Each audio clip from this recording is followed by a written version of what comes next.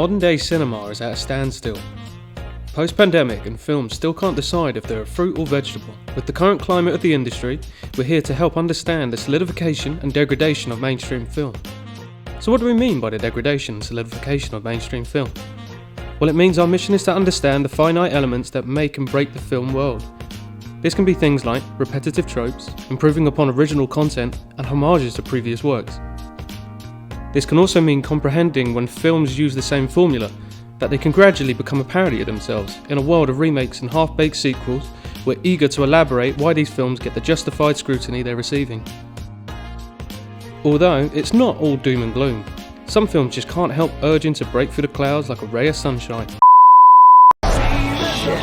Phoenix, I can't see him. How close am I? Phoenix!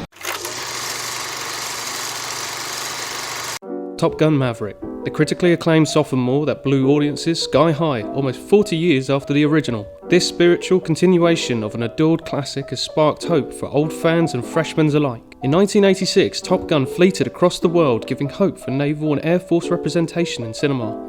It was a sensational time to be born witness to the cultural phenomenon. 30 years on, and countless storyboards later, Paramount lit the fuse. Light the fuse. For a sequel that would fly up and beyond $2 billion in revenue.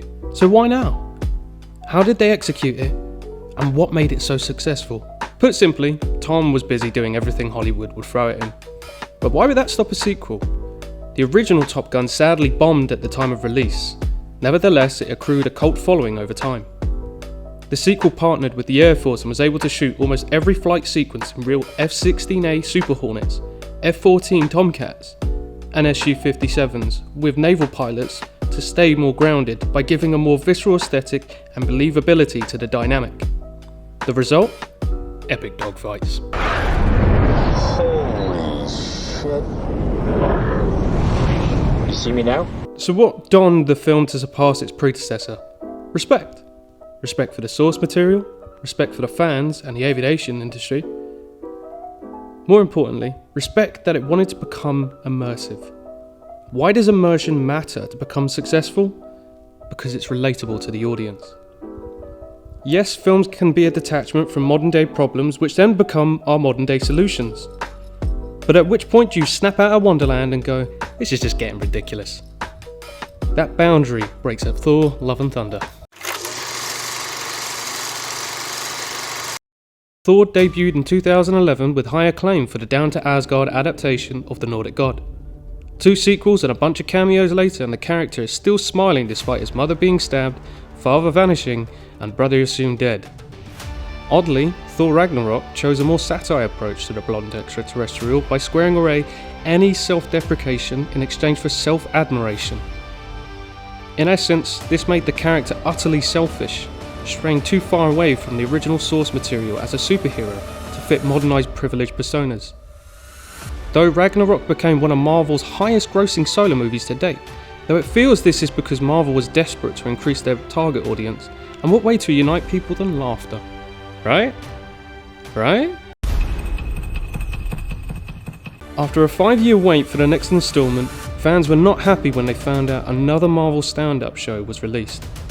Love and Thunder underperformed so badly, articles of the director never even being given another big feature from Marvel started to circle the wide web.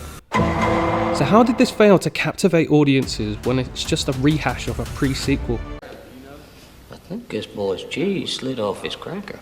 We feel it implemented too much modernism into its narrative, such as inclusivity over narrative, flash CGI over practical effects, and fatuous dialogue over character development. Flick too hard, damn it!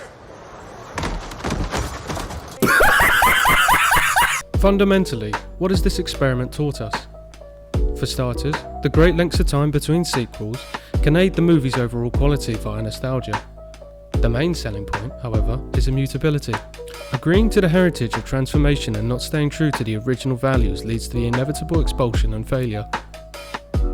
By being voracious to what a property is will benefit the longevity in both mainstream pop culture and financial success. Ignore these values by replacing them with new ones, and you will impenitently and inescapably send yourself to the franchise gulag. Welcome to the gulag. If you survive, you earn your freedom.